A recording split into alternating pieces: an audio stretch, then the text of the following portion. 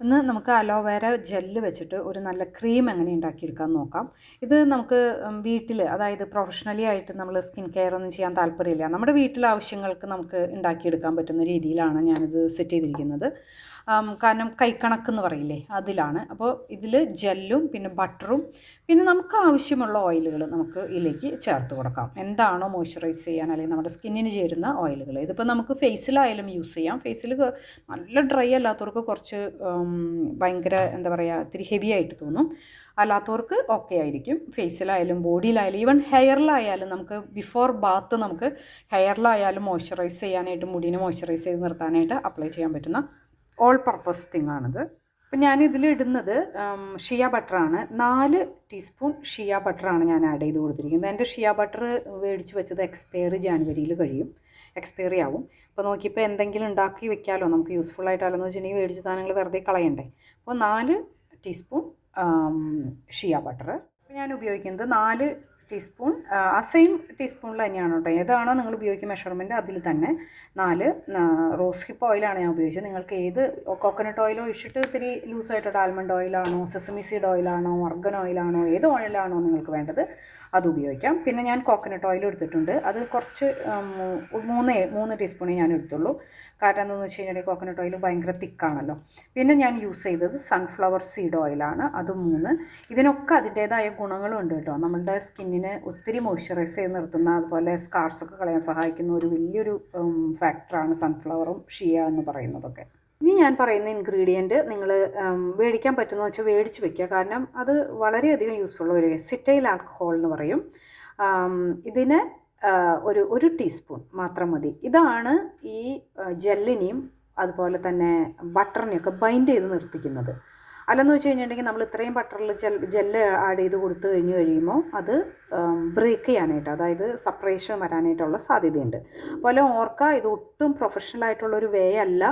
ഇത് നമ്മൾ വീട്ടിൽ നമ്മുടെ ആവശ്യത്തിന് വേണ്ടി മാക്സിമം 1, 2, 3 മാസം, 3 മാസമൊക്കെ ഇരിക്കും നമ്മൾ വെച്ച് നോക്കണം, അതിന് വേണ്ടി മാത്രം ചെയ്യുന്നൊരു കാര്യമാണ്. അല്ലാതെ ഒരിക്കലും അത് പ്രൊഫഷണൽ വേയിൽ പുറത്ത് ആൾക്കാർക്ക് സെല്ല് ചെയ്യാനായിട്ട് ശ്രമിക്കരുത്. കാരണം അത് ബ്രേക്ക് ചെയ്ത് കഴിഞ്ഞിട്ടുണ്ടെങ്കിൽ നിങ്ങളുടെ ബ്രാൻഡിനെ തന്നെയായിരിക്കും ബാധിക്കുക. ഇനി അത് നന്നായിട്ട് നമ്മൾ ചൂടാക്കിയെടുക്കണം. ചൂടാക്കിയെടുത്ത് നന്നായിട്ട് മെൽറ്റ് ചെയ്ത് കഴിഞ്ഞ് വരുമ്പോഴാണ് നമ്മൾ ജെല്ല് ആഡ് ചെയ്ത് കൊടുക്കേണ്ടത്. ഇപ്പോൾ നന്നായിട്ട് ഇതായി. ഇനി ഇതിൻ്റെ അടുത്തൊരു പ്രോസസ്സ് എന്ന് പറഞ്ഞാൽ നമ്മൾ ബട്ടർ ഉണ്ടാക്കുമല്ലോ, ആ ഒരു പ്രോസസ്സിലേക്കാണ് നമ്മൾ പോകുന്നത്. ഈ ബട്ടേഴ്സ് നമ്മൾ ഉണ്ടാക്കുമ്പോൾ അതിൻ്റെ ആ നല്ല കൺസിസ്റ്റൻസി വരുന്നത് നമ്മൾ എത്രയധികം ആ ഓയിൽ തണുക്കുന്ന സമയത്ത് നമ്മൾ അതിനെ ഇളക്കി കൊടുക്കുന്നുണ്ട്, അതുപോലെ ഫ്രിഡ്ജിൽ എത്ര സമയം വെക്കുന്നുണ്ട്, എത്ര സമയം നമ്മൾ ബീറ്റ് ചെയ്യുന്നുണ്ട്, ഇതിൻ്റെയൊക്കെ ഇത് നോക്കിയിട്ടാണ് അതിൻ്റെ ടെക്സ്ചർ മാറി വരുന്നത്. ഇളക്കി തണുപ്പിക്കണം. അപ്പോൾ ആ ഓയിൽ നല്ലൊരു തിക്കായിട്ട് ഒരു പരുവത്തിൽ ഇങ്ങനെ തിക്കായിട്ട് വരുന്ന ഒരു രീതിയിൽ വരും. അപ്പോൾ നമ്മളിത് മൂടി വെച്ചിട്ട് ഫ്രിഡ്ജിലേക്ക് വെക്കണം. ഫ്രിഡ്ജിൽ ഒരു മണിക്കൂറെങ്കിലും വെച്ച് കഴിയുമ്പോൾ നമ്മൾ സോഫ്റ്റ് ആയിട്ടിരിക്കുന്ന സമയത്ത് തന്നെ നമ്മളത് എടുക്കണം. ഞാനത് വെച്ചിട്ട് എനിക്ക് പല പണിയിൽ പോയി, പിന്നെ നേരം വൈകി. അപ്പോൾ അത് ഇതുപോലെ ഹാർഡായിപ്പോയി. അപ്പോൾ നമ്മൾ എന്ത് ചെയ്യണം, അത് നന്നായിട്ട് സോഫ്റ്റ് ആക്കി എടുക്കണം. ഇങ്ങനെ കുത്തി അത് സോഫ്റ്റ് ആക്കിയതിന് ഇപ്പോൾ ഞാൻ നന്നായിട്ട് ഇങ്ങനെ ഒരുവിധം സോഫ്റ്റ് ആക്കി എടുത്തു. ഇനി അത് ഇളക്കി അതിനെ നന്നായിട്ട് സോഫ്റ്റ് ആക്കിയതിന് ശേഷം നമ്മൾ ഹാൻഡ് ബീറ്റർ വെച്ചിട്ട്, ബീറ്ററാണ് എഗ്ഗിനൊക്കെ ഉപയോഗിക്കുന്ന ബീറ്റർ വെച്ചിട്ട് ബീറ്റ് ചെയ്തെടുക്കണം. ഈ ഹാൻഡ് ബീറ്റർ വെച്ചിട്ട് നല്ല സോഫ്റ്റ് ആവുന്ന രീതിയിൽ നമ്മൾ ഹാൻഡ് ബീറ്റർ വെച്ചിട്ട് ഇത് ചെയ്യാം. അതിനുശേഷം നമ്മൾ അലോവേര ജെല്ല് ഞാൻ വീട്ടിലുണ്ടാക്കിയ ജെല്ലാണ് ഇടുന്നത്. ഇത് കടയിൽ നിന്ന് മേടിച്ച ജെല്ലല്ല. കടയിൽ നിന്ന് മേടിച്ച ജെല്ലിൻ്റെ കൺസിസ്റ്റൻസി എങ്ങനെ വരുമെന്ന് നമുക്ക് പറയാൻ പറ്റില്ല. ഇത് ഒറിജിനൽ അലോവേര ജെല്ലാണ് ഇടുന്നത്. ഓൾമോസ്റ്റ് 4 കാണുന്നുള്ളൂ. അതിൻ്റെ ഇടയിൽ ഒരു ടീസ്പൂൺ അറിയാതെ വീണ് പോയായിരുന്നു. 5 സെയിം ടീസ്പൂണിൽ തന്നെ നമ്മൾ അലോവേര ജെല്ല്, എന്നിട്ട് ഇത് വെച്ചിട്ട് ആദ്യം നന്നായിട്ട് ബീറ്റ് ചെയ്യുക.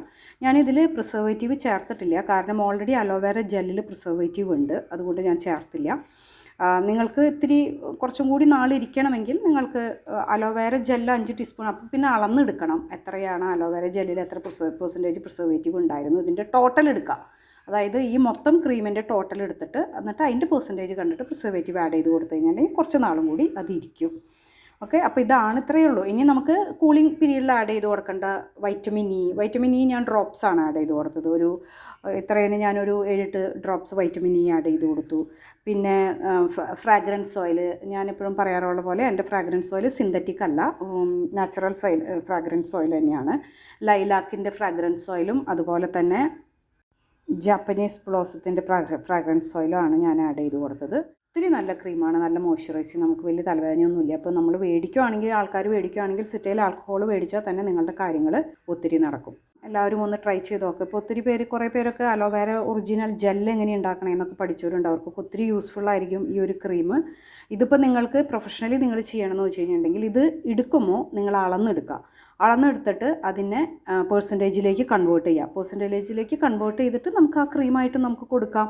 അപ്പോൾ പ്രത്യേകിച്ച് ഡ്രൈ സ്കിന്നുള്ളവർക്കും അതുപോലെ നമുക്കപ്പോൾ ഇതിൽ പല പല ഈ സ്കാർസിനുള്ളത് അങ്ങനെയുള്ള ഗുണത്തിൽ വരുന്ന ഓയിലുകളോ അല്ലെങ്കിൽ അതുപോലെയുള്ള ഹെർബ്സോ പ്ലാന്റ് എക്സ്ട്രാക്റ്റോ ഒക്കെ ആഡ് ചെയ്തിട്ട് നമുക്ക് ചെയ്യാവുന്നതേ ഉള്ളൂ.